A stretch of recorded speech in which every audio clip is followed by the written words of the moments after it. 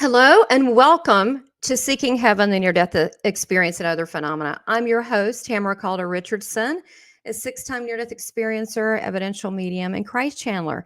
And thank you for being here. Subscribe if you haven't, like, make comments, and also consider joining and being a member. And check out my store below so you can see some cool things like I've got here.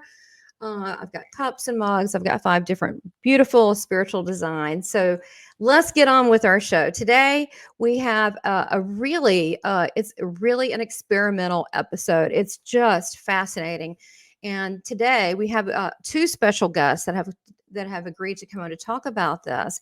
And so first we have Suzanne Munson, and she is a historian, and she's written the book. Well, she's written 2 books. One would be from the Thomas Jefferson's grandfather, and then the second would be about himself, and that would be the Metaphysical Thomas Jefferson. Now, that book was channeled with Jana Anna, who's also here. We're going to talk more about that. Today's episode is going to be about how this all came about. Now, Suzanne is a historian. She's going to tell you about herself, about her background, how she came across Jana, who's a channeler, and this book started being created, The Metaphysical Thomas Jefferson, and their story and how the information started unfolding. Part 2 is going to be actually what Thomas Jefferson said as a response to our current times. That should be fascinating. So you need to stay tuned for both. So I'm going to bring on Suzanne Munson. Suzanne, thank you for being here. So now you wrote a book initially on your own that was Thomas Jefferson's grandfather. Do you want to start with that one? I know that we've got your book here, and tell us how that first happened, and then how the other unfolded with Jana, and a little bit about your background. Yes, it's Jefferson's godfather, George Wythe.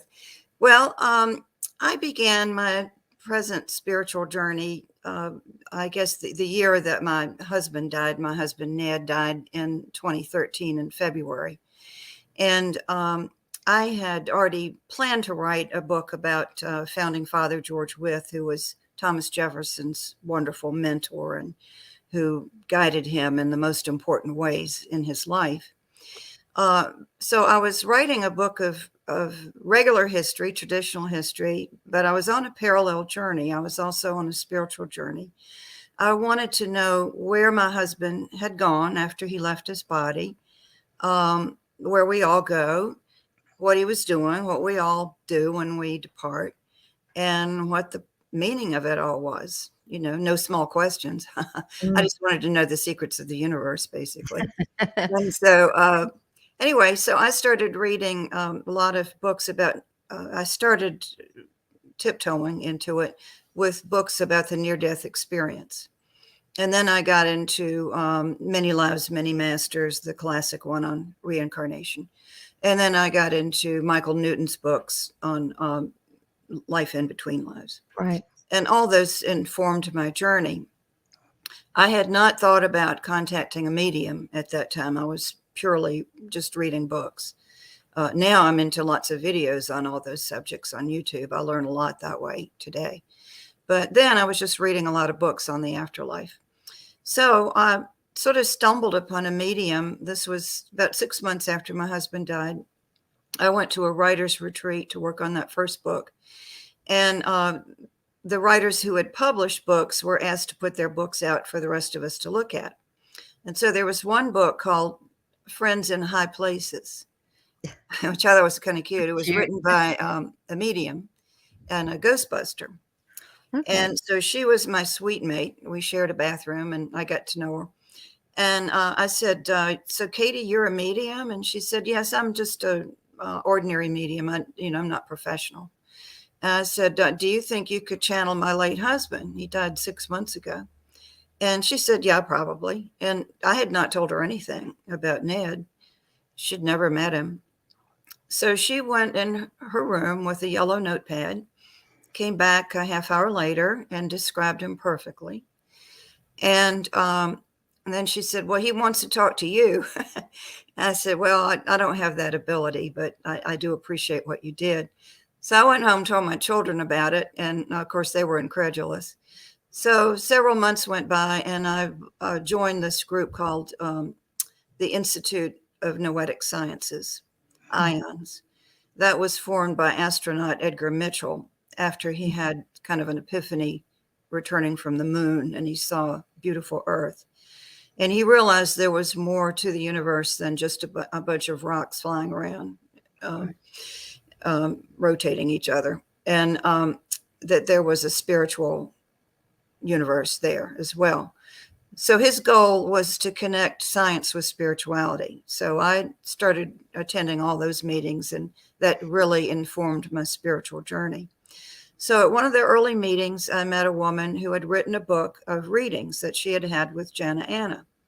And it was called Conversations with Jerry and Others I Thought Were Dead. And so Jana had channeled 7 of her family and friends for the book. She wrote the book and put it out there, and it won several awards, national awards. That's great. And I thought, well, if this medium has that much credibility, maybe I should call her. But I was a little timid about doing it because I'd never called a medium. And the process is, we can discuss the process, but basically she was 1,000 miles away from me, and it was a telephone conversation. Mm-hmm. So I asked her to contact my late husband, and he came through. And so about twice a year, I would have sessions with her, with my late husband. He would tell me, about grandchildren who were coming. I'd talk to my parents. I would talk to departed friends. Mm-hmm. And eventually I thought, well, if I can talk to regular people, why not somebody famous? Why not this man I'm writing about, George Wythe? Maybe I should talk to him. And while I'm at it, why not Thomas Jefferson? So those were our initial discussions for that first book, although that was a work of pure history. I couldn't put any channeling in there. I couldn't put anything in there that couldn't be defended with historians. But I did get a couple of insights that I was able to put in that book, but that was not a channeling book. But we can talk about this later, but I did find out that why I was so interested in this particular founding father. I had a relationship with him. So that's basically the beginning of my story. Now, I wanted to ask you, that must have been a little bit difficult, because being a historian, you're interested in the facts, and then being able to open yourself up to this whole spiritual world. That says a lot about you, that you have a big reach. But tell everybody a little bit about, like, far as your training, so they can get an idea, you as a historian and your background. That might be helpful to see the extensive training that you have had. Right. Well, all my work has been in the real world. I have not been part of organized religion at all, except go to church sometimes. But my field has always been communications. I was an English major, and I always say that English majors can write history just as well as the historians, maybe better sometimes. And so as long as you do the research and are very, very careful with your research, you can be an historian, even though you don't have a PhD in history. So I had a number of decades in the working world in various communications capacities. Some of it dealing with Virginia history. My last job it involved my writing a guidebook, editing a guidebook that had a lot of Virginia history in it. And my Virginia ancestors go back to Jamestown, 400 years. So I'm very steeped in Virginia history and the founding fathers from Virginia, who were the predominant founding fathers, we think: Jefferson, Madison, Monroe, Wythe, and others. So after I retired in 2011, immediately when I made the decision to retire, I said, I can write this book now. I didn't have time to write it, but I had gotten fascinated by the life of this founding father by reading a book about his death. He has the dubious distinction of being the only signer of the Declaration of Independence to be murdered, and that's a story unto itself. That's in my book. Jefferson's Godfather, it's the last chapter. Anyway, I was fascinated by how much this man had done for young America, for getting the young nation off to the right start by educating its next group of leaders. And I was so thrilled by what I had found out about him. I said, why isn't somebody telling this man's story? He's called the Forgotten Founding Father. So after I worked on it a little bit while my husband was sick. I was home. I had retired. But after he died, I had time to work on it full time. I didn't get much work done at home for some reason. I would always see a plant to be watered or a dust ball or something. And so I would go away. And that's how I met my first medium friend, was at a writer's retreat in the mountains of Virginia, in a very beautiful place. So that's my background. Got it. Got it. That's beautiful. Yeah, and I see here that you're also part of you're the executive director of the historic garden week that you have in Virginia. So you must have a tremendous love for gardening and plants and flowers. Yes, that was my last job, was executive director of Garden Week, which is a statewide house and garden tour program to benefit the restoration of historic properties. Wonderful. That makes so much sense. It's beautiful. Well, okay. So let's pick back up. So you're on this retreat, you're so and so, then you hear about Jana. So you finally got up enough courage to contact her because you got together. So so that must have happened. So maybe pick it up from there. And then we'll introduce Jana, and then we'll introduce Jana and get her feedback on all this. All right. I guess I met Jana, I can't remember whether it was 2013 or 2014 when I contacted her.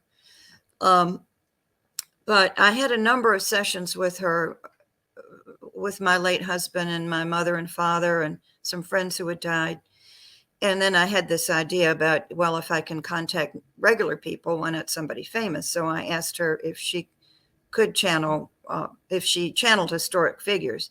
And she said that she did. So I asked for George Wythe, and this may be part of a conversation we'll have a little bit later about what went on with that conversation. But so I had some really interesting sessions with George Wythe, and I found out why I was so interested in him, because we did have a past relationship. But then as far as this last book, which is a channeling book called The Metaphysical Thomas Jefferson, that's pure channeling, other than the regular history that I added at the beginning of each chapter. So what happened there was Jana is always very prayerful before we have a session. She wants to do a good job bringing forth the people that I want to talk to. And so she tells me how my universe sees me at different times. And sometimes they've seen me like working too hard. I've been told that many times I should get out and have fun, find some more joy, which I try to do. Or sometimes she saw me as surrounded by light. But then a couple of years ago, in two of the sessions with her, the same thing kept coming through from my guides and the people on the other side. One was, Jana said at the beginning of the session, before we talked to anybody else, she said, they are seeing you as a metaphysical historian. So I take very good notes. Jana records our sessions. They are hour-long sessions. And I can go back and listen to those hour-long sessions, but I don't want to. So unless I miss something. So I take really, really good notes on a yellow notepad. And so I wrote that down, metaphysical historian. I said, that's really interesting. But I didn't really think that much about it. And I said, well, I guess maybe I am. I don't know. And then the next session I had with her, the same thing came through. She said, the people on the other side said, we're seeing you as a scribe, as writing down important things from the past to bring to the future. So I wrote that down and put it away. And then later on, I went back and looked at my notes and I said, there's something going on here. I think they're trying to tell me something. And I said, I've already done George Wythe. That's been done. Can't add much to that. Well, what about Thomas Jefferson? Because I had a really strong interest in him from the first book. And from being a Virginian, his legacy, is great here in Virginia, good and bad. But so So I said, yeah, why not Thomas Jefferson? So, and I knew that Jana could get people from the past. And so I didn't give her any advanced notice that I wanted to talk to Thomas Jefferson. I didn't want there to be a hint of her practicing, which she doesn't, or looking up information, which she doesn't do. She likes to start with a clean slate. So I scheduled a session. I didn't tell her what I wanted to do. And she said, what do you want to do today? And I said, I want to talk to Thomas Jefferson. And she didn't miss a beat. She went on. And a minute or two later or less, she connected with him. And so I said, through her, I said, I have this idea about a book. I said, do you think we have a book? Do you think we can work on a book? And he said, well, I'm willing to work with you on it because I think your heart is in the right place. Wow. And I wasn't involved in the project to make money or be famous, neither of those. But I was involved in it to get the word out about how we should be paying more attention to our government so that we don't lose the government that our founding fathers gave us with their blood, sweat, and tears, to guard the ethical principles of good government. And so I am a student of government. I take my politics really seriously. And so it's very important for me, number one, to write about government and about Jefferson's opinions about our current government. Oh, that's just fascinating. Yeah, because boy, we sure do need him now. So I'm so glad that you brought him into the picture.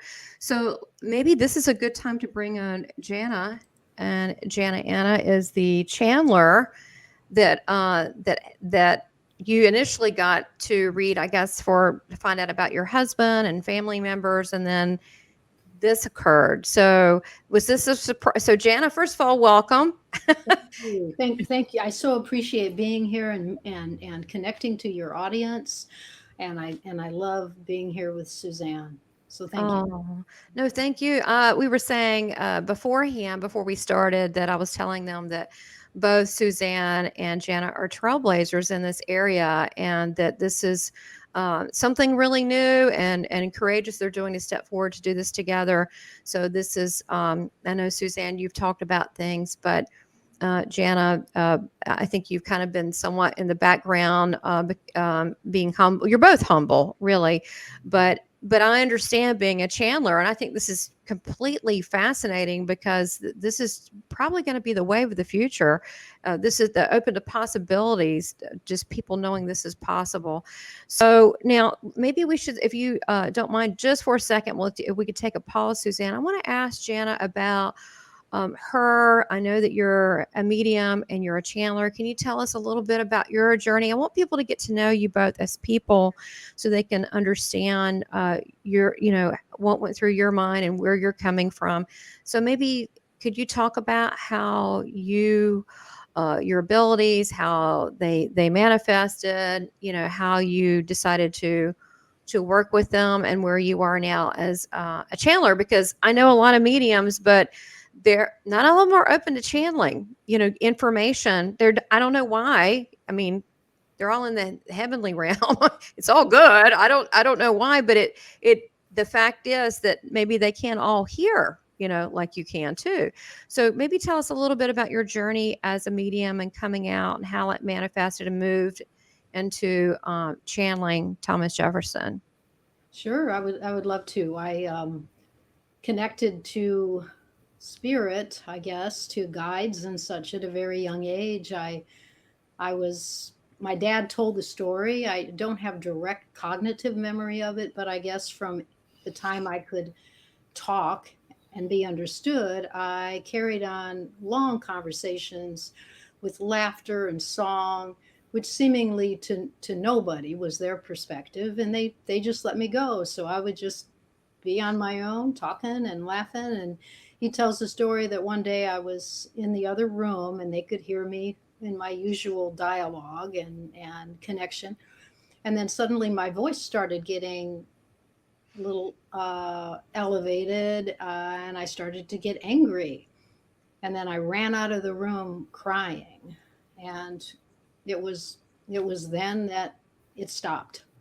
He said that they had never heard me talk to people or talk to the air, so to say, ever again from that point on. And I have a sort of a slight memory of the change that occurred in my life. And even at a very young age, I remember going through a slight depression. I have memories of feeling very alone and depressed. And I was angry that they left me. That's what it felt like. They faded into spirit, and they took with them, companionship and company. So, kind of fast forward to many years of coping with the trauma of that and just the aloneness. And I overindulged with food and I got quite heavy. And then I turned a bit to alcohol. And I mean, it was the 70s. That's kind of was the route that I took. And I look at my life as sort of, I heard someone describe moments of change as inflection moments. And one such moment for me was a dream I had where I won't go into the detail of the dream, but it was in the midst of some of my kind of partying, right? And I woke up from this dream in a very emotional state and crying. And I said to my partner at the time, I'm not going to drink anymore, and I'm going to meditate every day. And from then on, my life changed. And that's one of those, I guess, in elevations of frequency where the things you were doing, you can't do anymore. And so that sent me on a whole different path. And it followed by some dark night of the soul moments. But it did change, and I couldn't do those things I was doing before. And my partnership fell apart because it was based a lot on that. And then I got into massage therapy. And I was a massage therapist for about 20 years, Oh, wow.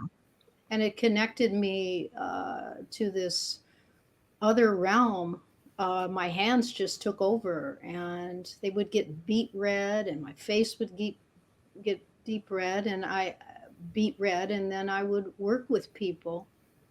And I got a little bored though because it came to me so easily, and I had a successful clientele first in Florida and then here in Bloomington, Indiana.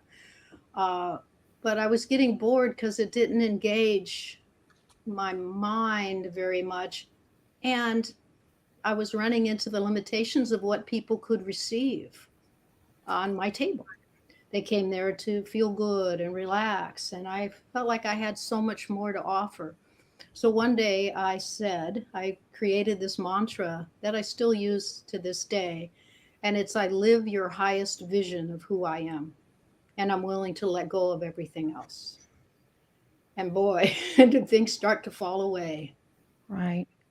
Wow, that makes sense. Well, and the other thing is too, you are calling out to God, to spirit, to say, "Hey, I'm bored. Can I do more?" And I love when you were saying you're getting hot, you're warm. I do that when I do my work. I think it's the Holy Spirit. It gets you all warm, and but you're right. I understand where you're talking about. Your desire to want to help people, but your reach was great. So Spirit gave you a bigger challenge. They stepped it up. So. They stepped, Uh, they yes. stepped it up. Yeah. I mean, you were doing great at what you were doing with the healing, and I'm sure you still do all those things, but you could do more than that.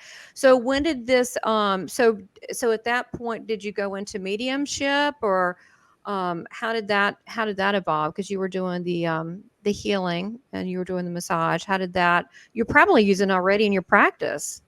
Well, I was thinking about how I developed my gifts, and really my gifts developed me. And I surrendered to them. And what started to happen, I'd be working with clients, and one in particular, when it the very first time it happened, I was working with a client and I started to feel this incredible love for them. And it felt like a mother's love. It did not feel like my love or love in general. It was a specific mother love. And I don't have children, so I didn't have a point of reference. I just knew it was a mother's love. And so after the session, since I was so new to it, I didn't think to ask, are you open to this? I was so excited. And the information I got from his mother was, honey, you're doing great. And I am so proud of you. Right. So I shared that with him, and he had this kind of blank look on his face. And he said, oh, it was a great massage. And that was that. Right. And so yeah, let's see. So I started getting messages for people on my table, and I started to be wiser about how I shared those, because I felt that if I didn't want them to close down or get freaked out or anything, but that was a building experience. It just kept deepening and kept going on. So did you ask them then at that point, I'm getting something, and you would ask permission, do you want to hear this? Yes. Yeah. I would assume most of them would say yes over no. Right. And Yeah. most of them did. And I would share things about their loved ones from the other side. And it was met mostly with gratitude. And then it occurred to me, maybe I can do more with this. So I had a friend who I asked her if she would connect me to a few friends of hers, people I did not know, because I didn't want to have any Right. information. You wanted it cold. Yeah, I didn't want my mind to get involved too much, except to be used as this holy vessel, which is how I It's true. It's refer to sacred. myself. So she connected me to people, and it went really well. It was all over the phone. But one such person was Irene Kendig, who was the author of Conversations with Jerry and Other People I Thought Were Dead. And she loved it so much, she had another session. And then she said, I want to write a book. So it was a 3-year journey with her of material in which she condensed down into this book of 7 conversations. The first one, every conversation opened with, what did you experience when you took your last breath? And then we went from there. And I didn't know any of the 7 people, so she could verify. And she was she didn't record. She just typed like a maniac. And she's, fortunately, I have type A people in my court. So she took it and got it self-published. And through there, I received a lot of clients, word of mouth from, I call one woman I work with kind of my grandmother, because she connected me to many, many people. And then, the process of that divine surrender and just constantly, I live your highest vision of who I am and all else falls away. I cry daily with the amount of love that comes through. That's beautiful. I totally get that. That's beautiful.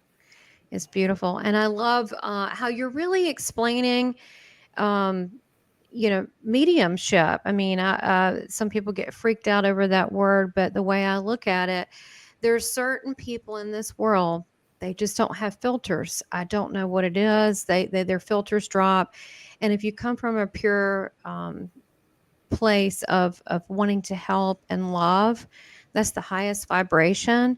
And you kept asking with humbly kept asking, and so your I think your abilities grew because of that. And It's so important to be able to look at this work as it's sacred, because to me you're connecting to the higher heavenly realms.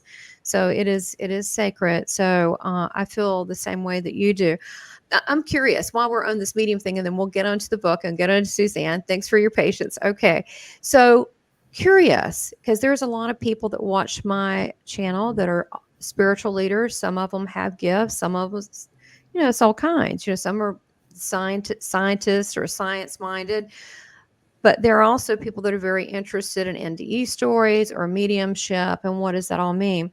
Do you think that if it's not within someone that they should try to develop mediumship? I'm curious your thoughts on that. Or do you think that it's something that you should leave alone unless you have the gift? There's two camps on that. I'm just curious what your thoughts are on it, because I respect your opinion. Thank you. I really believe it's all frequency, and I believe what separates, so to say, heaven from earth is just a vibratory uh, difference. So I really believe that we are all capable of raising our frequencies to be able to connect Yeah. to the less dense side of life. And That's so, beautiful. yeah, and for me, it's so much about my body and respecting my body, and with my food that I eat, with the way I approach it in my relationship. It's my primary relationship is my body, and I Hmm. could not be here without it. I do believe we're here to bring heaven to earth, and to do that, you need a bridge. And Hmm. I think we're all capable of being that bridge Yes. as our frequencies raise. Because frankly, I think there's a lot in this reality that is an agenda of keeping our frequencies low. Hmm. Um, I and know. I won't go into that too much, but I think it's our job Right. all to not only support self-love, do what's most loving for us all the time, Yes. to treat our bodies like the temple and the holy vessel that they are designed to be. Well, this sounds beautiful. Okay, so your vibrations raising, Jana. You're like, God, I just surrender. Show me more, and it Right. happens. So, how did that happen with? I mean, Suzanne, she's a lovely person. She's a client. How did it happen the day that she's thinking, "Oh, I want to speak to Thomas Jefferson," and you didn't know about it? Was that a surprise for you? How did that all come about? Well, just a little background on how I perceive connecting Mm. as a medium is I really truly know and believe that God, source, life, is a grand conductor of an orchestra. And each one of us has a part to play, has Mhm. gifts, has abilities, has a contribution to be made to the whole of life. As an apple falls the base of an apple tree, that apple has everything that tree needs, and the tree draws through that apple what it needs. And I believe life and God draws through us what life needs, and use that word or not, but what life Mhm. desires, and it's the best of us. And so I think when people leave their bodies behind and pass out of their bodies, they're actually just vibrating in another realm. And Yeah. since all time is now, uh, they're just as accessible now as they were then. And I look at everyone as a unique signature, like a radio call station, right? Yeah. And they all contain every experience they ever had, you know, Mhm. this lifetime and many. And what I do in prayer is ask to um, be of service to the person I'm to work with. And when they ask to connect to somebody, I ask for a name, really just a first name. And to me, that's like their radio call signal. That's their signature. And it's through that name that I connect. And I start with getting information about them, personality, and I've been told my voice even reflects those particular inflections. Yes. That sounds like them, I hear, or that's what they would say. Mhm. And so with Thomas Jefferson, he's just another call station. I mean, I didn't really look at him as, oh, this is Thomas Jefferson. I just connected to the person known as Thomas Jefferson, and it always requires the person in asking, because really I believe that I draw through them God Mhm. Oh, and yeah. what they're asking for. It's not coming from me. In fact, I don't have, when I was reading Suzanne's book, I didn't remember any of it, frankly. It was like, oh my God, that's cool. No, I You I know? get it. I don't remember anything I saved either within, like, a couple minutes. I'm like, "That is so good. You said that. Oh, okay. Well, I didn't know." No, I get it. And so because it was Suzanne's, it wasn't mine, and that's how I look at every session. This is yours. This is your signature. And there's a transmission that is embedded on the recording that is unique to them, and it's there to support all the changes that may take place. Because I too asked to connect to their grandest, God's grandest and greatest vision of them. And so sometimes what shows up are the things in the way of that, and identify those. And I have abilities to clear them. God gives me abilities to clear those in a clearing that I do. And Mhm. so, on the recording is that. But I loved working with Suzanne. I loved uh, Thomas Jefferson. His energy felt so good and Yeah, pure. what's he like? Because I know, as a Chandler, you pick up personalities. Like I said, Tesla's a little flirty. Like, I don't know if he was lady. So tell me about Thomas Jefferson. I'm not saying he was. I'm saying, No. what was his personality? Was it bigger than life? How did you perceive him? Well, I'll do my best. He was clever. He just Oh, I that bet. he was very, very clever and very articulate. Um, and he just really did seem to know Suzanne and what she was asking and needed. And it's like he had this idea for the book before Suzanne had this idea for the book. Isn't that amazing how the universe, God, source, the divine knows all this and has it all lined up? And when we think about an idea, it's already been in the works for some time. That just always blows my mind. How can someone ever doubt that there is a God or there's a divine source of everything? So that's beautiful. That, to me, this is the cool part. Okay, this is the cool nugget. The fact that Suzanne, historian, unwilling, and like kind of like, I don't know. And then she's like, well, okay, then the thing happened. I'm so sorry about your husband and the passing, but then that got you on your journey a little bit with this. And then now Thomas Jefferson knew in the heavenly realms that this was going to happen, and knew you. And I think it's even interesting, take it a step further. They knew you too, Jana, because I know this. I used to, in the very beginning years ago, I didn't know, but now I know, as a channeler or a medium, the people, they pick you out too. They can just one glance and know everything about you. So you have to be somewhat approved too to be part of the process. So they know you too. They know your intention of your heart, and they know everything as well. And it's our natural state is being telepathic and communicating and knowing things, but we have, so many of us fail to trust our own gut on things. We all have an innate right and wrong, and especially when we come from a place of love. So let's go here. Wow, this is good stuff. So when you first started, initially, this was just like another session to you. It was just like another person. It was just like another, um, I mean, Suzanne, that's your human in this 3D playing client, but it was just another spiritual client on the other side to you, right?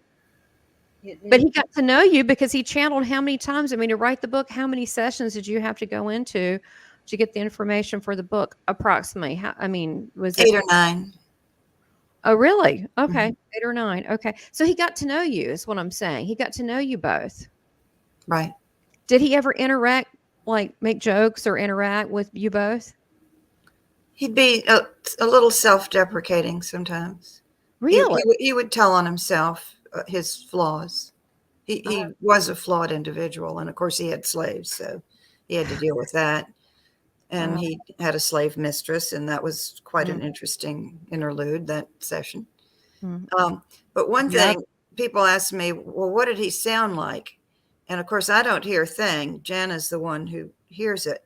And I just lost a friend recently who had a very distinct Southwest Virginia accent, a twang. I mean, you could hear it, yards away. Yeah. And so I wanted to talk to her, and she died in early January.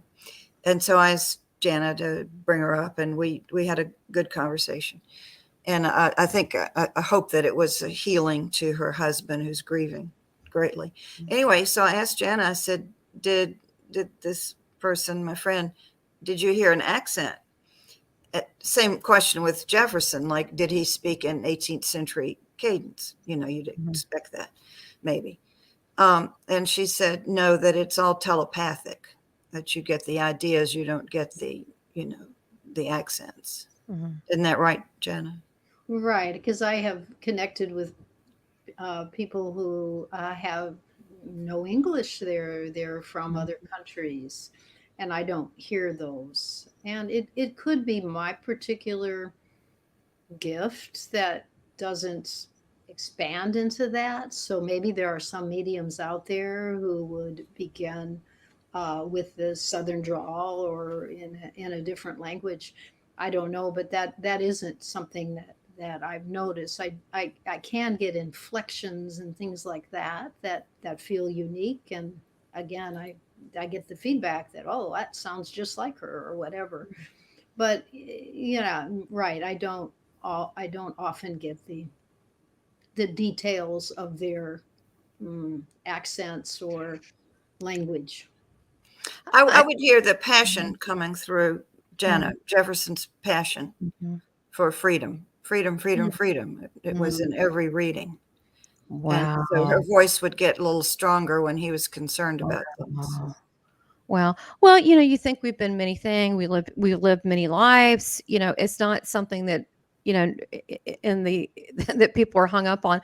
I get it a lot because I care about it. Do you know what I mean? Like, I think they're Indian. They got some Indian accent, because I care about it. Like, oh, I think it's funny, different people's accents. Oh, I think they're German, they're Scandinavian, because I think it's funny. But in reality, none of that really matters. It's just the communication, because, we're all things mind to mind. So the freedom, wow, that's powerful what you just said. So when these started coming out, so this was one of the common themes that you got, was the freedom. Was it, as it started unfolding with these sessions, was it more, did he feel like he had to clarify anything so much about him? Was it more about, let me just make a comment about now? Was it more in the now? Well, that's another thing. I used to have this vision. I guess I've been fascinated by Thomas Jefferson for quite a while. And I just had this vision about digging him up or resurrecting him from his 1826 grave. And of course, he'd be all clean and nice, but putting him in my car and riding him around University of Virginia, the school that he founded.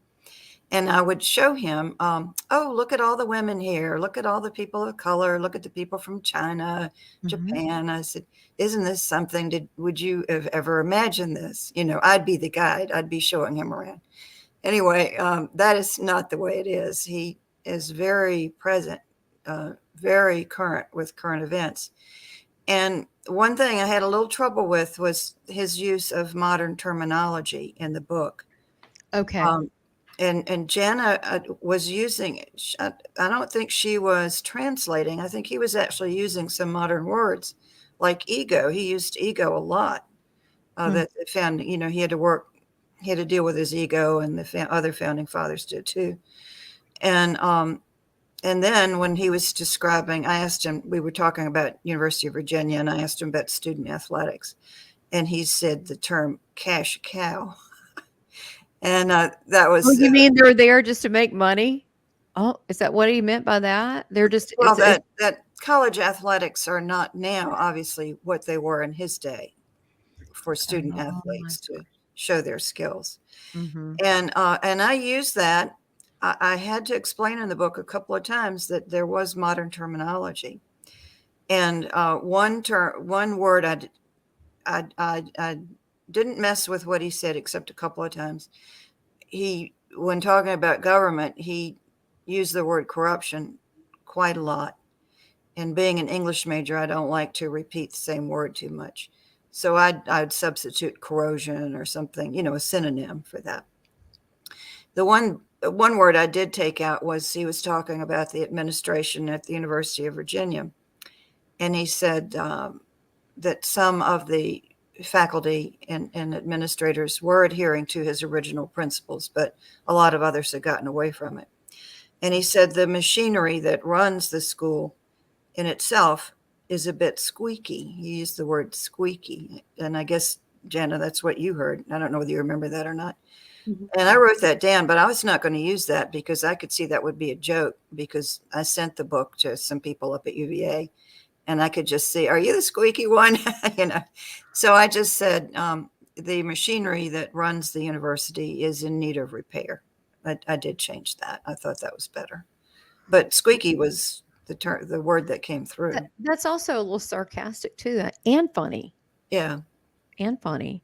Yeah, that shows a sense of humor. So, wow, just for people watching, just so they understand, and this is interesting to bring up that they know modern things. So, say for example, right now we all dropped our body, we would still know what's going on. We would still be observant. I had someone come through a long time ago, a sea captain. He was in the Navy and all this, and he was talking about a Russell Crowe movie, the one where he's a sea captain, and I could see the person's face, and I'm like, yeah, they watched the movie with you. I'm like, but he was been gone 30 years. I'm like, I know, they know everything. So this is, I say that this is important when people are watching and listening this, especially part 2, to know they're aware of everything. Like, they haven't missed a beat. Now, some people may ask this, and either one can answer this, and maybe you don't have the answer. I don't know if I do, but when people say, okay, reincarnation, so Thomas Jefferson, it's him, it's his essence, it's his consciousness, fine. Now, some people will ask this. I can tell with people that view this. Where is he? Has he been reincarnated too? Is he both? Is that his consciousness and he's also reincarnated? Who wants to take this? Well, I have an image came to me about that. Just to Okay. A couple of them actually. One, I really believe that all lifetimes are like channels on a television set, and the set is there and it contains all those channels. It's like, which one are we tuned to? And the physical focus that we're in now is the channel we're tuned to. So all those other channels are happening all at the same time, just as they are on the television set. And then I have this image of when I would connect with people, that they're in this large mansion, and every window represents a lifetime.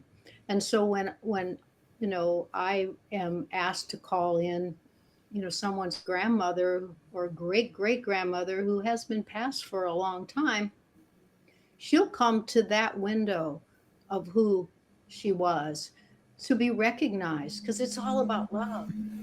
And the intention to connect to somebody we love is just that. So they're going to show up in a recognizable form so that the person that's receiving the session goes, oh my gosh, that's her. And there's a frequency that comes through me for the person having the session, so that they feel supported and loved. Yeah. And as far as the words that are chosen, they use my vernacular, they use my vocabulary. What else are they going to use? And so I love words. I never pass up a chance to look up a new one. And And I try to build my library that way. Yeah. I look up words I don't understand, or I'm always looking because it's fascinating. And also the derivation of things. I Well, always get hung up on French words. I must have had a really strange French lifetime because I'm like, this word must be French because, there are situations that are also, we put meaning toward words. I love the idea of the TV and different channels. And someone said to me once, he goes, oh, so mediumship is just a frequency like a radio channel. And I went, yeah, but why can't it all be true? Why can't that Thomas Jefferson we know, and whatever incarnations there are, like in the Akashic records and wherever he is now, it's all the same soul, right? Just like we have many experiences with, it's all part of that same soul. So I think we, on this physical plane, we think in linear form. And so what we're talking about is not linear. this is this is a lot going on here. So really, we're talking about the Akashic record level. That's which is where all the good stuff is. So, not that you try to go there, but if you go, like you said, in the highest vibrational love, that's where you usually end up. So in these sessions, you said he talked about freedom. He talked about what was going on. Was there anything that really stood out, we're going to get more into exactly what he said in part 2, but anything that stood out like, wow, I'm really surprised he said that, or like, wow, he's right. Is there anything that just popped out from either one of you that he said that really stuck? Well, I was surprised by a lot of it, not by some of it. I mean, not by the freedom part. That was his mantra in Right. early American life. I was surprised by the people he said who were the greatest influence on him. So I need to backtrack a little bit. Okay. When I started the project with Jefferson, I got the inspiration that I should get some Jefferson scholars in on the project, but I didn't want to tell them what I was doing, or they would never have participated with me. Okay. So I went online to find the living authors of fairly recent books about Jefferson, anybody that I could contact, find an email for. Sometimes you can't find their emails, but some of them were attached to universities, quite a few of them. So I found their emails, about 8 or 10 of them. And I told them I was working on a class project. And the premise was, if you could speak with Thomas Jefferson today, what questions would you ask? And so I said, this is a class project that I had taught, some classes on Jefferson. That was a little white lie, but it didn't matter. Anyway, they 8 historians responded nicely and gave me some really, really good questions. One of them was, who had the greatest influence on you? Well, that was a big surprise to me because I fully expected, his mentor that I wrote about, George Wythe, to be mentioned immediately, because in Jefferson's lifetime, he had said how important he had been to him. So the question was, who had the greatest influence on you? And so the response from Jefferson was, other than my mother. And I thought that was really curious, because I had read some books where the assumption was made, because he said so little about his mother, and he was a copious letter writer. He wrote about everything. He wrote nothing hardly about his mother, except maybe one line when she died. And so it was interpreted from that they might not have had a good relationship. Of course, on the other hand, all of his letters that he wrote back from Williamsburg as a student and a young adult were burned. So he might have written some lovely letters to his mother that we never knew about. Anyway, so he said, other than my mother. And like I said, I expected some older men to be his mentors. And he said, my mother had her problems, and there was mental illness that ran in that family, in that Randolph family, because they intermarried quite a lot. And, cousins and cousins. Although maybe a lot of that wasn't going on at his time, maybe a little bit later. But anyway, she had apparently some mental health problems, he said, that could have been treated today with medication and therapy. But the gift that she gave him was that whenever he spoke as a child, she would drop whatever she was doing and she would lock eyes. He said she would lock eyes with me and she would listen to whatever I had to say intently as if it was important. And he said, you have no idea how important that is to a child to be listened to. And I thought that was really unexpected and really quite profound. Well, it's also touching. And it Mhm. also shows he's a real person. Yeah. And that, I mean, that's makes him more human, you Mhm. know, and not so much a textbook. That's beautiful.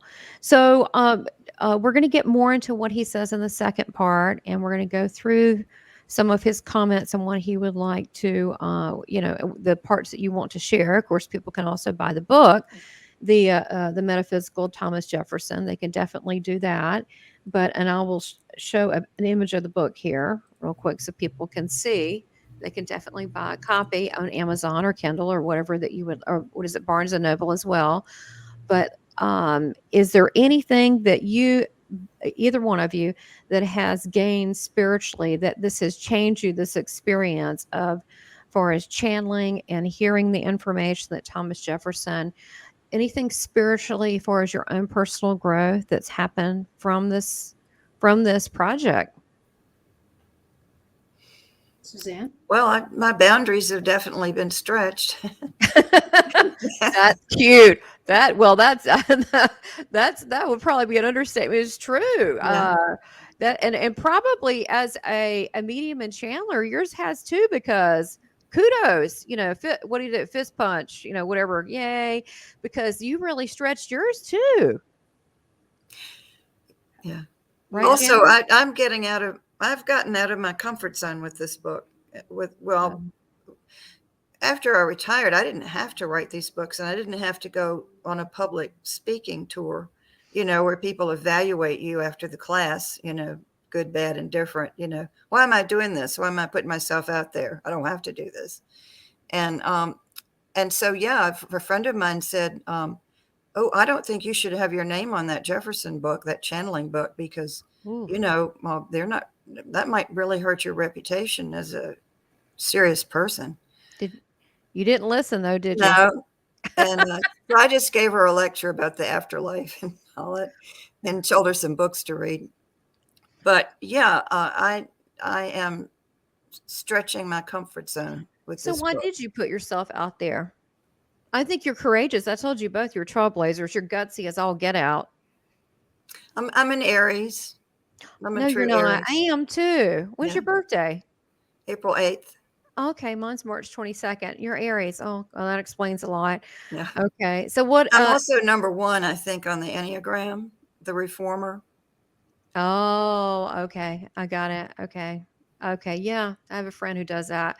Yeah, I don't know where I am. I'm a leader, but I don't really know. But yeah, it takes all types, you know what I mean, to make this world go. And it takes all types of personalities and abilities to be able to do things. So not everybody would have the confront, but really, seriously, why in your soul, why do you feel like that you did this? I mean, I'm glad you did, and you come out, because now guess what? I'm coming out. I'm coming out with Mark about Einstein. I don't know if I would have. I would have been chicken. Okay, if it weren't for you two. And I'm like, okay, they did it. This is, I don't know what I'm getting into any more than you have, but you both are an inspiration. I just felt it was just something that needed to be done, just logical progression from the first book. And in the next session, I'll have to tell you what I got out of the first book, the life that I had back during those days. Okay. I was involved in all that. That's why I care about it. But oh, cool. no, I just life stuff. Okay, cool. Yeah, I just felt that it was just a natural progression. It was just something that I should do. I get what I call little nudges, and I always obey my nudges. And most of the time, the nudges are just little things like you should call this sick person, or you should write a note to somebody, or you should donate to this charity or something like that. It's always something good to do. I get a little nudge on it, and I always do it, or I feel bad. I feel funny if I don't do it. Right. And this was just a natural progression for me. It just seemed like it was work that needed to be done. And I felt that I could do it. And contacting Thomas Jefferson, I felt like I was just talking with somebody I'd run into today, maybe a governor. I might show him a little respect, but still, I'm by no means his intellectual equal. I mean, he's way beyond me, but I did feel that I was kind of on equal turf because I feel like I am a pretty good writer, and I do try to strive for the truth. Yeah, and that's what counts, and he knows that. But you could have done this anonymously, and instead you owned it. And I mean, you're owning it coming out today, Jana. I'm really proud of both of you. I mean, this is just fantastic because it's sacred, it's important, and it's not only our. I feel like that we should honor our past, even the bad stuff we can learn from it. But this is not it makes you question what is the past, what is the present, what is the future, and we can help change that, and we can make that better. And I think that there's a bigger message here about eternity and life and God, and how we view something like history, right? I mean, like, this is a different way of viewing history altogether, and that it's real and it's living. I will say this, and it shocked me as a medium. I remember it was probably 6 years ago, and I was asked to go to this club in Wilmington, North Carolina, to do a demonstration. I was like, okay, how's this going to work? So I did, and my husband went with me.